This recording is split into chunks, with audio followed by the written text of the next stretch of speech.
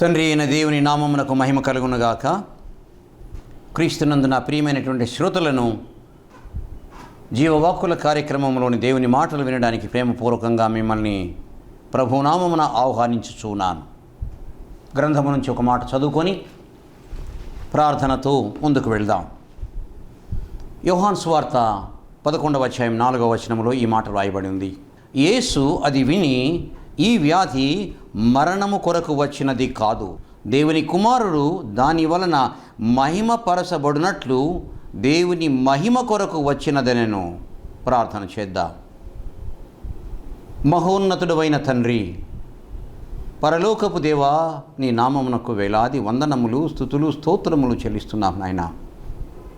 ప్రభువా, ఏ కోణములో నేను ధ్యానించినా మా జీవితాలు ఫలిస్తాయ్యా.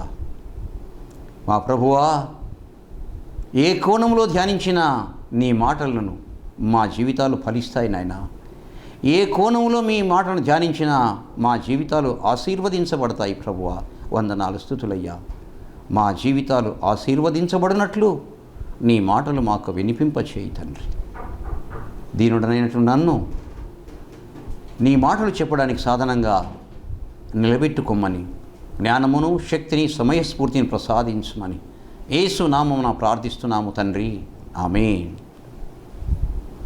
క్రీస్తునందు నా ప్రియమైనటువంటి వారలారా, యోహాను సువార్త 11వ అధ్యాయంలో ఒక ఉదంతము వ్రాయబడి ఉంది.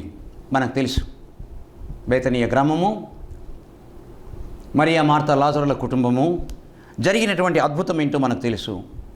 ఆ సందర్భంలోనే రాయబడినటువంటి మాట ఇది ఏంటంటే, యేసు అది విని, ఈ వ్యాధి మరణమున కొరకు వచ్చినది కాదు, దేవుని కుమారుడు దాని వలన మహిమపరచబడినట్లు అది దేవుని మహిమ కొరకు వచ్చినదనెను.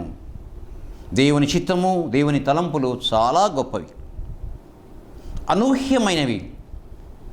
ఆయన తలంపులు, ఆయన మాటలు, ఆయన ఉద్దేశాలు అంతు చిక్కనివి. ఆయన అర్థం చేసుకోవడము మన చేత కాదు. పరిశుద్ధాత్మ జ్ఞానముతోనే మనం అర్థం చేసుకోగలం, కానీ మన సొంత జ్ఞానముతో కాదు. మన పితరులే అర్థం చేసుకోలేకపోయారు. మనమే పాటి వాళ్ళం. మా ప్రియమైనటువంటి వారలారా, మన పితరులు బిల్లీ గ్రేహం గారు, మన పితరులు భక్త సింగ్ గారు, మన పితరులు మాసిలామణి గారు, ఇంకా ఎందరో ఆయనతో సహవాసము చేసి ఆయనను గురించి తెలుసుకున్నారు. అయినా వారంటారు, దేవుని గురించి తెలుసుకున్నవి చాలా కొద్ది విషయాలే. ఆయనతో సహవసించినటువంటి వారు నా ప్రియమైనటువంటి వారులారా. మరి ప్రభు అంటాడు, నిర్గమకాండము 15వ అధ్యాయం 26వ వచనంలో, నిన్ను స్వస్థపరచువాడను నేనే. అంతేకాకుండా విలాపవాక్యములలో దేవుడు రాయించిన మాట ఏంటంటే, నిన్ను స్వస్థపరచగలవాడెవడు ఓ ఇశ్రాయేలు అంటే నేను తప్ప ఇంకొకరు లేరు. ప్రభు అంటాడు, అడుగుడి మీకు ఇయ్యబడును. దావీదు అంటాడు, నేను నీకు మొర్రపెట్టగా నీవు నన్ను స్వస్థపరచితివి. నీవు నన్ను స్వస్థపరచితివి. దీన్ని బట్టి చూస్తే ఆయన అడగమంటున్నాడు, అడిగితే ఇస్తాడు. ఇచ్చాడా? దావీదు అడగగా స్వస్థతను అనుగ్రహించాడు. నేను స్వస్థపరచువాడను, నేను తప్ప ఇంకొకరు లేరు. నా ప్రియమైన వారలారా, అయితే ఇక్కడ ప్రాముఖ్యమైనటువంటి అంశం ఏంటంటే, వ్యాధులు ఎందుకు వస్తాయి? వ్యాధి కలిగినప్పుడు, అనారోగ్యం కలిగినప్పుడు, బలహీనత కలిగినప్పుడు, యాక్సిడెంట్ జరిగినప్పుడు, మరణకరమైనటువంటి ప్రమాదంలో ఉన్నప్పుడు సాధారణంగా మానవులుగా మనం అంటామంటే అనుకుంటాము, నాకే రావాలనా, నాకే కలగాలనా, నేనే దొరికానా, నేను మంచివాడిని కదా, ఫలానా వాళ్ళు అలా ఉన్నారు, వీళ్ళు ఇలా ఉన్నారు, వాడు ఇలా ఉన్నాడు, వాడికి రావచ్చు కదా. ఈ విధమైనటువంటి మాటలు అంటూ ఉంటాము, అనుకుంటూ ఉంటాము. అయితే ఇది ఎంత మాత్రము తగినది కాదు. ఎందుచేతనంటే, వ్యాధులు వచ్చుట మన చిత్తంలో లేదు, వ్యాధులు రాకపోవుట మన కోరిక మీద లేదు. ఆయన చిత్తములోనే ఆయన చిత్తంలోనే కలుగుతాయి, ఆయన చిత్తంలోనే సంభవిస్తాయి. ఎందుకు ఎందుకు ఎందుకు ఈ ప్రశ్న వేసుకొని మనము ఈ అంశాన్ని మనము ధ్యానించినట్లయితే చాలా మంచి విషయాలు యేసయ్య మనతో మాట్లాడతాడు. నా ప్రియమైనటువంటి వారలారా, బేతనీయ గ్రామము, అందులో ఒక కుటుంబం ఉంది. ప్రభువుకు చాలా ఇష్టమైనటువంటి కుటుంబము. చాలాసార్లు వెళ్ళారు ప్రభువుల వారు ఆ గ్రామానికి, ఆ కుటుంబమునకు వెళ్ళారు. వారితో ఆ ఇంటిలో ఉన్నారు. ఆయన వారి ఆహ్వానాన్ని మన్నించాడు. వారి యొక్క ఆహ్వానాన్ని విలువ ఇచ్చాడు. ఆయన వెళ్ళాడు, వారు చేర్చుకున్నారు. చాలాసార్లు ఆతిథ్యం ఇచ్చారు, పరిచర్య చేశారు. అయితే ఏదో కొంత వెలితి ఉంది, ఆ గృహంలో కొంత వెలితి ఉంది. ఆ వెలితిని తీర్చాలి. ఎలా తీర్చాలి? అవకాశం కొరకు ప్రభువులు వారు చూస్తున్నారు. ఆ గృహంలో కొంత వెలితి ఉంది. ఏంటా వెలితి? బోధకుడుగా అంగీకరించారే కానీ ఆయన దేవుని కుమారుడు, స్వస్థపరచగలడు, మరణం మీద ఆయనకు అధికారం ఉంది అని సంపూర్ణమైన విశ్వాసాన్ని వారు కలిగి ఉండలేదు. ఇది ప్రభువులు వారికి తెలుసు. అందువలన దాన్ని నివృత్తి చేయాలి. ఎదురు చూస్తున్నారు ప్రభువుల వారు. సమయం కొరకు, అవకాశం కొరకు ఎదురు చూస్తున్నారు. రానే వచ్చింది. యేసు ప్రభువుల వారు యోర్దాను నది అవతల వైపున బేతనీ నుంచి 1 దినము ప్రయాణం అంత దూరంలో ఉన్నాడు. ఇక్కడ బేతనీయ గ్రామంలో జరిగింది ఏంటంటే, లాజరుకు జ్వరం వచ్చింది, అస్వస్థతగా ఉన్నాడు. కబురు చేశారు. మరియా మార్తలు ఇద్దరు కూడాను ఏమని కబురు చేశారు? మనిషిని పంపించారు, కబురు పంపించారు. ఏమని? నీవు ప్రేమించుచున్నటువంటి లాజరు రోగగ్రస్తుడై ఉన్నాడు అని కబురు చేశారు. అంటే రమ్మని, నువ్వు వస్తే బాగుంటుంది, నువ్వు వస్తే నువ్వు బాగు చేస్తావు కాబట్టి రమ్మని ఆహ్వానం పంపించారు, కబురు పంపించారు. అయితే ఆ కబురు అక్కడికి వెళ్ళడానికి 1 దినము ప్రయాణము పడుతుందండి. 1 దినము ప్రయాణం పట్టింది. పంపినటువంటి వ్యక్తి ప్రభువు దగ్గరికి వెళ్ళేటప్పటికల్లా 1 దినం అయిపోయింది. ఆ దినము లోపల లాజరు చనిపోయాడు. ఇక్కడ జరిగింది బేతనీ గ్రామంలో. లాజరు చనిపోతాడు. చనిపోయిన తర్వాత లాజరు యొక్క దేహాన్ని తయారు చేస్తారు, తీసుకుని వెళ్తారు, పాతిపెడతారు. అయితే కబురు వచ్చిన తర్వాత, కబురు రావడానికి 1 దినం పట్టింది. ఆ లోపల లాజరు చనిపోతాడు. ఆ తర్వాత ఆ కబురు వెళ్ళిన తర్వాత యేసు ప్రభువుల వారు ఆయన తానున్న చోట ఇంకనూ 2 దినములు ఉండెను. తానున్న చోటనే ఇంకనూ 2 దినములు ఉండెను. వెంటనే రావాలి కదా.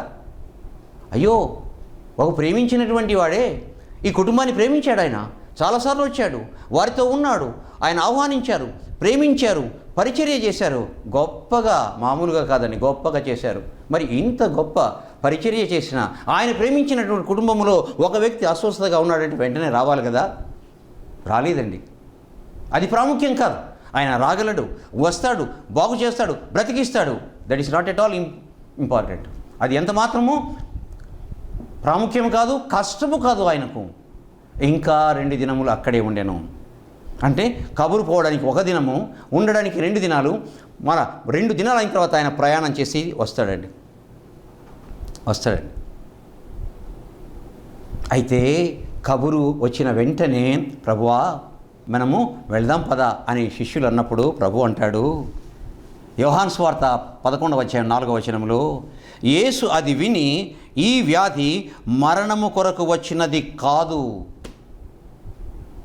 మరణము కొరకు వచ్చినది కాదు, దేవుని కుమారుడు దాని వలన మహిమ పరచబడునట్లు దేవుని మహిమ కొరకు వచ్చినదనెను. ఎంత మంచి మాట. అయితే ఆయన మాట అన్నట్లుగానే దేవుని నామం మహిమపరచబడిందా? మహిమపరచబడింది. ఎలాగా? వెళ్తాడు అక్కడికి, ఆ సమాధి దగ్గర నిలబడి ప్రార్థన చేస్తాడు తండ్రికి. అయిన తర్వాత ఆ సమాధి మీద ఉన్నటువంటి రాయి తీయమంటాడు. యేసు ప్రభుల వారు. మార్త అంటుంది, ప్రభువా 4 దినాలు అయిపోయిందయ్యా, కుళ్ళిపోయి ఉంటాడు ప్రభువా. లెక్క సరిపోయింది కదండి. కబురు పోవడానికి 1 దినము, ఆయన ఉండడానికి 2 దినాలు, తిరిగి ఆయన రావడానికి 1 దినము, మొత్తము 4 దినాలు. ప్రభువా 4 దినాలు అయిపోయిందయ్యా, కుళ్ళిపోయి ఉంటాడు ప్రభువా. ప్రభు అంటాడు, నువ్వు నమ్మినట్లయితే చూస్తావు, దేవుని యొక్క శక్తిని చూస్తావు, దేవుని యొక్క మహిమను చూస్తావు అంటాడు. అంటే అర్థం ఏంటి? ఇంతవరకు ప్రభువును సంపూర్ణంగా వారు విశ్వసించలేదు, నమ్మలేదు. అందువలన ఆ నమ్మిక కలుగునట్లు, దేవుని నామమునకు మహిమ కలుగునట్లు ఈ వ్యాధి వచ్చింది అని చెప్పేసి ప్రభువుల వారు అక్కడే ఇంకా 2 దినములు ఉంటారండి. చూసారా నా ప్రియమైన వారలారా? అయ్యో, ఈ క్యాన్సర్ నాకే రావాలా, ఈ జబ్బు నాకే రావాలనా, ఈ హార్ట్ అటాక్ నాకే రావాలనా, ఈ బైపాస్ నాకే జరగాలనా? నో. ఆ క్యాన్సర్తో బాగా దేవునికి సాక్ష్యంగానే ఉంటావేమో, ఆ బైపాస్ జరిగిన తర్వాత దేవుని నామానికి మహిమకరంగా జీవిస్తావేమో, ఆ హార్ట్ అటాక్ తర్వాత దేవునికి సాక్ష్యంగా నువ్వు నిలబడతావేమో, సాధనంగా నిలబడతావేమో, అందుకొరకు వచ్చిందేమో అని అనుకుంటే ఎంత బాగుంటుంది నా ప్రియమైన వారలారా? నాకు అలాగే వచ్చింది ఒకసారి. ప్రభువా, ఇది వచ్చింది నా కొరకు కదయ్యా, నీ కొరకే. బ్రతికినంత కాలము నన్ను నీవు నీ సాధనంగా వాడుకో ప్రభువా, చాలు ప్రభువా ఈ జీవితానికి. నా ప్రియమైన వారలారా, ప్రభు అన్నమాట ఈ వ్యాధి మరణం కొరకు వచ్చింది కాదు, దీని వలన దేవుని నామం మహిమపరచబడుటకు వచ్చింది అంటాడు. అంటే వ్యాధులు దేవుని నామాన్ని మహిమపరచడానికి వస్తాయి. అది గమనించాలి, అది గుర్తించాలి. నా ప్రియమైన వారలారా, ఇంకొక మాట, మొదటి మాట ఏంటంటే వ్యాధులు దేవుణ్ణి మహిమపరచడానికి వస్తాయి. అంతేగాని చింతపడకూడదు, దూషించకూడదు, ద్వేషించకూడదు. మనము దేవుని ఎడల వారి యొక్క విసుగును, ఎంత మాత్రము అపనమ్మికను, అవిశ్వాసాన్ని మనము వ్యక్తము చేయకూడదు. దేవుని నామానికి మహిమకరముగా ఈ జబ్బు వచ్చింది అని అనుకుంటే థ్యాంక్ యూ లార్డ్ అంటే ఎంత సంతోషిస్తాడో. నీ నామం మహిమపరచబడడం కంటే నాకు ఇంకేం కావాలయ్యా ఆ మాట అన్నప్పుడు, మనం అనుకున్నప్పుడు యేసు ఎంత సంతోషిస్తాడో, ఎంత ఆనందిస్తాడో నా ప్రియమైన వారలారా. ఇంకొక మాట, రెండవ మాట ఏంటంటే, వ్యాధులు దేవునిలో బలపడుటకు వస్తాయి. చూసారా?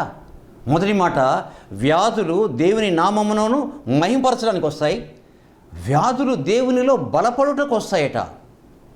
ప్రియమైనటువంటి వారలారా, బైబిల్ గ్రంథం అంతట్లో కూడాను దేవుని చేత అత్యంతంగా గొప్పగా ప్రశంసించబడినటువంటి వ్యక్తి అనగానే యోబును గురించి చెప్తాం మనం.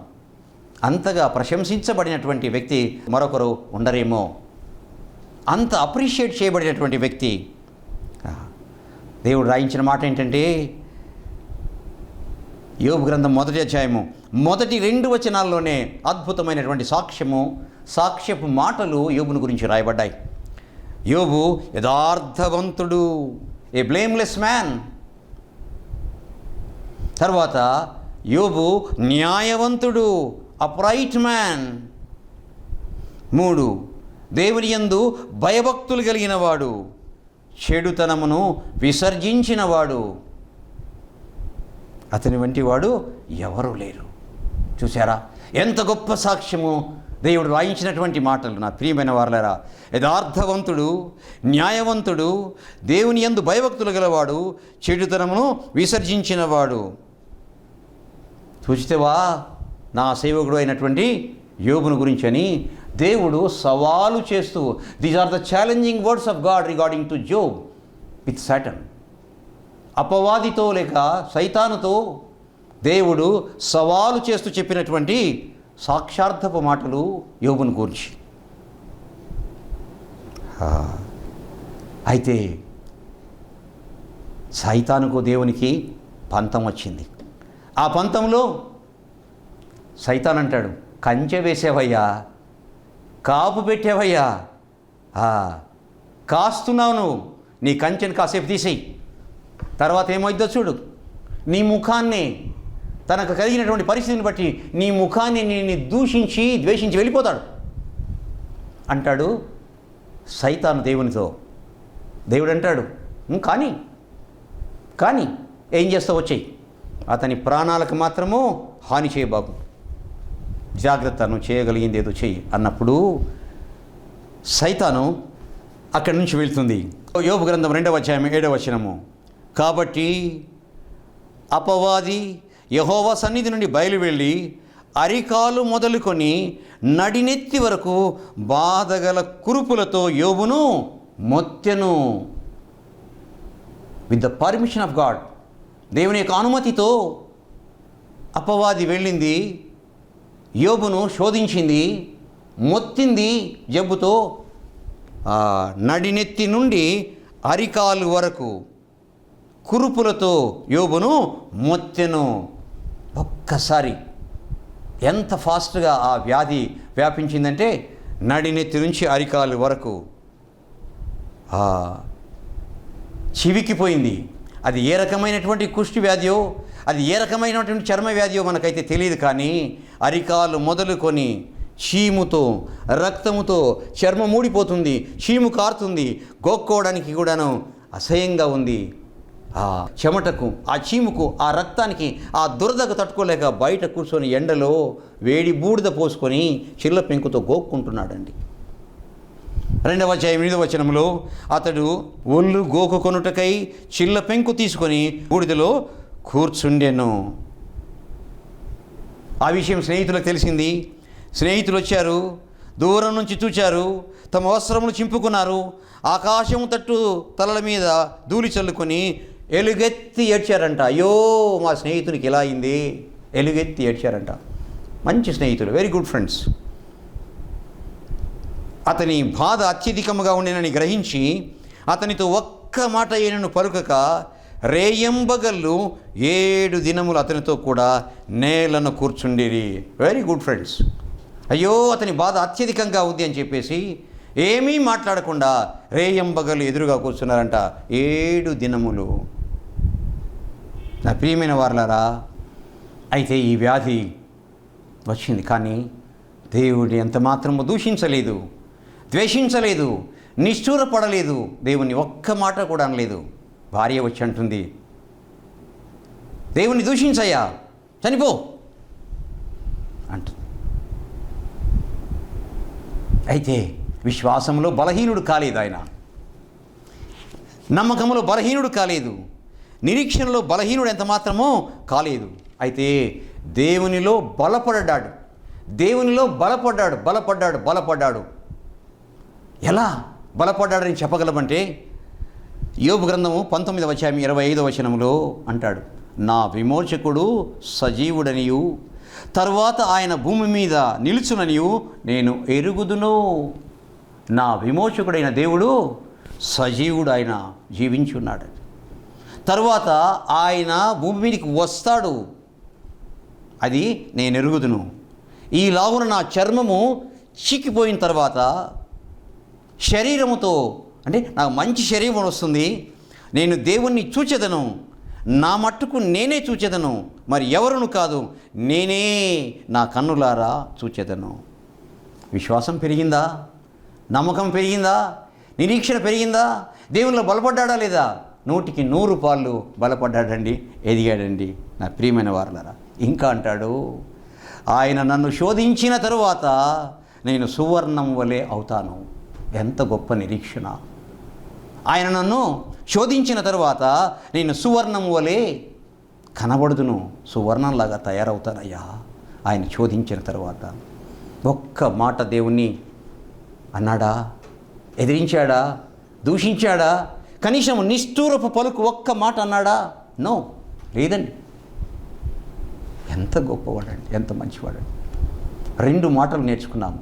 మొదటిది ఏంటంటే, వ్యాధులు దేవుని నామాన్ని మహిమపరచడానికి వస్తాయి, వ్యాధులు దేవునిలో బలపడడానికి వస్తాయి అనే విశ్వాసం, నిరీక్షణ మనకు ఉన్నట్లయితే ఎంత మాత్రం ఏ వ్యాధి మనల్ని ఏమి చేయలేదు.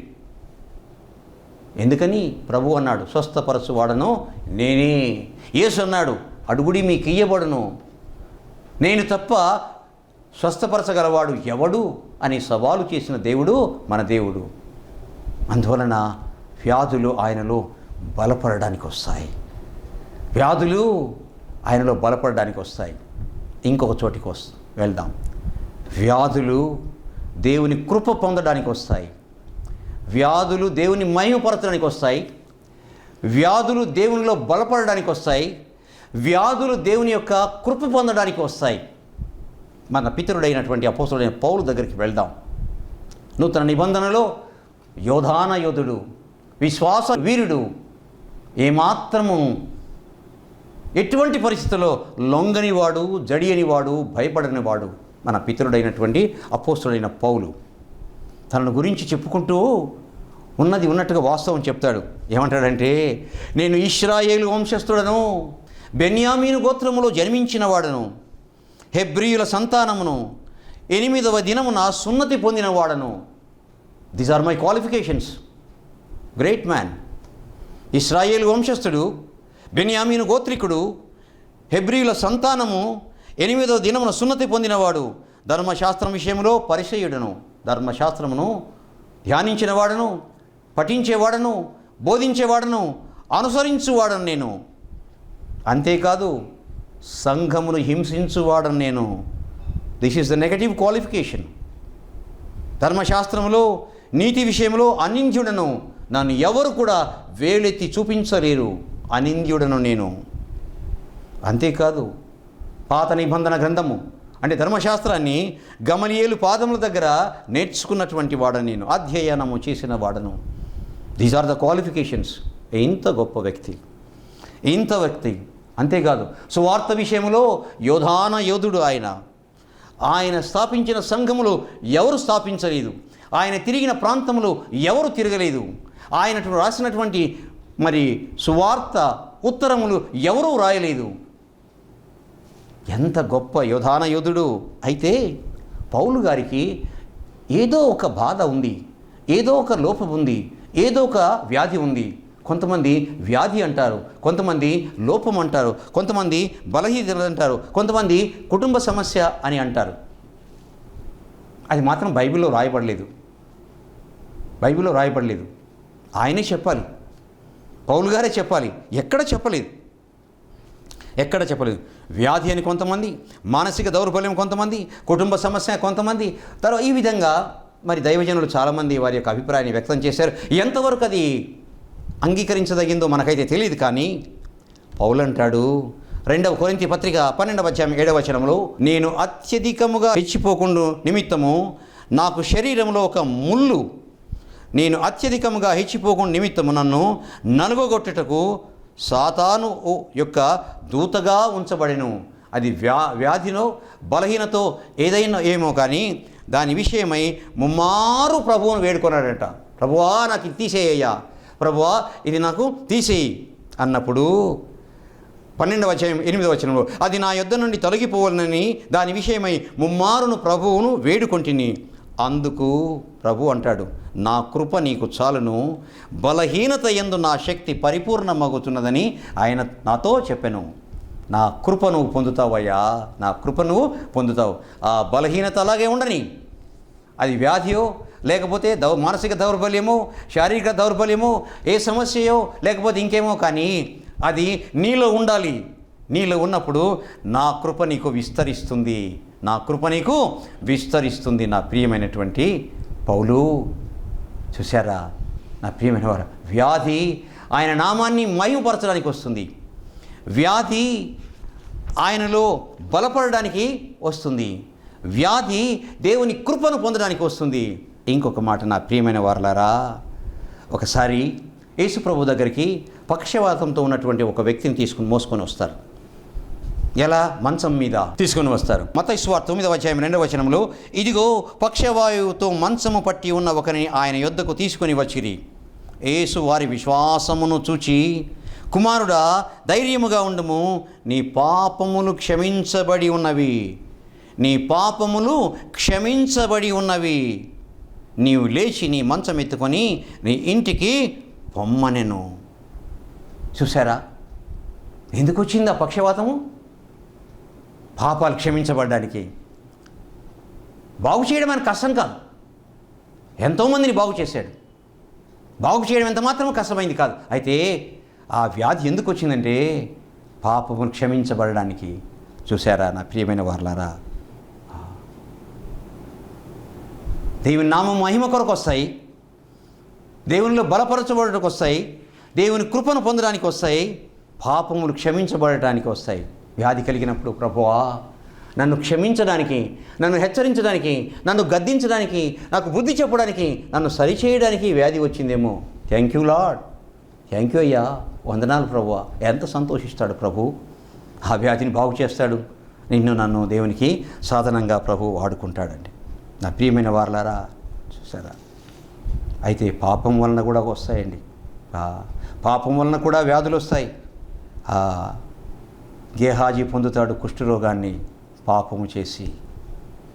అయితే నా ప్రియమైనటువంటి వారలారా, ఈ విషయం జ్ఞాపకం ఉంచుకోవాలి.